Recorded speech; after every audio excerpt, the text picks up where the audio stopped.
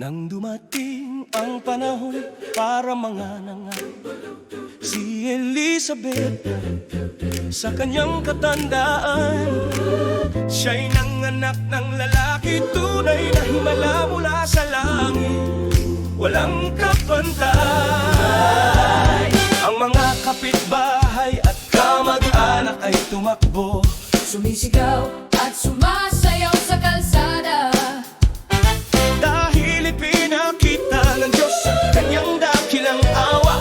Anong kaluwalhatiang ito? Sa ikawalong araw sila'y natipon upang pangalanan ng bata. Gusto nilang tawagin Zacarias tulad ng ama, ngunit si Elizabeth ay ngumiti. Hindi Juan ang kanyang pangalan, ang kanyang sigaw na puno ng tuwa. Tinatanong nila ang mama, sumulat siya Juan, at ang kanyang dila ay lumuwa. Pagkatapos ng 9 na buwan ng katahimikan, ang kanyang boses ay bumalik ng malaaga. sumalik na ba? Ang pipi ay umawit muli, ang buong bahay ay pumutok sa kagalakan. Hallelujah! Purihin ang Panginoon, sumayaw at sumigaw sa tuwa. Himalang sanggol sa katandaan, kapangyarihan ng Diyos na tunay. Si Zacarias ay nagsasalita na, ang pangako ay nandito na. Simula ng pagdiriwang, itaas ang mga kamay sa himpapawid. Purihin ang Panginoon, ang Diyos ng Israel, magpakailanman. Siya'y dumalaw at tinubos ang kanyang bayan, itaas ang kamay at sumigaw ng buong lakas. Nagbangon siya ng sungay ng kaligtasan mula sa sambahayan ni David. Ayon sa pangako ng kanyang mga propeta, sa kanyang perpektong plano, kaligtasan mula sa ating makakahanay, magdad sa lahat na nabubuhat sa atin, upang ipakita ang awa na ipinangako sa ating mga magulang noon pa.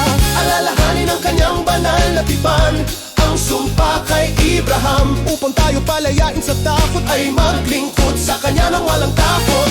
Magdiwang, magdiwang, sumayaw sa harap ng Panginoon ngayon. Ang Panginoon ay gumawa ng dakilang bagay. Halina't purihin, purihin ang Panginoon. Himalang sanggol, himalang boses, itaas ang tinig at pumalakpak. At ikaw anak ko, tatawaging propeta ng kataas-taasan. Lalakad ka sa harap ng Panginoon upang ihanda ang kanyang daan, upang bigyan ang kanyang bayan ng kaalaman, ng kaligtasan sa kapatawaran ng kasalanan. Sa malambing na awa ng ating Diyos, sisikat ang liwanag mula sa itaas, upang liwanagan ang nakaupo sa kadiliman at anino ng kamatayan, upang patnubayan ang ating mga paa sa daan ng kapayapaan. Anong ganda! Luwalhati sa Ama, sa Anak at sa banal na Espiritu, gaya ng sa pasimula, ngayon at magpakailanman. Awitin natin, magdiwang, magdiwang, sumayaw at sumigaw, amen. Ang maghahanda ay nandito na, ang pagdiriwang ay walang hanggan.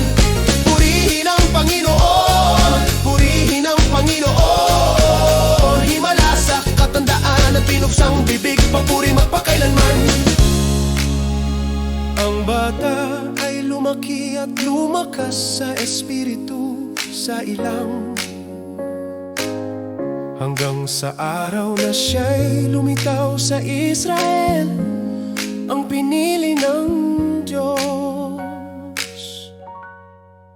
Ang katotohanan, ang sayaw ng kagalakan, ang mga himala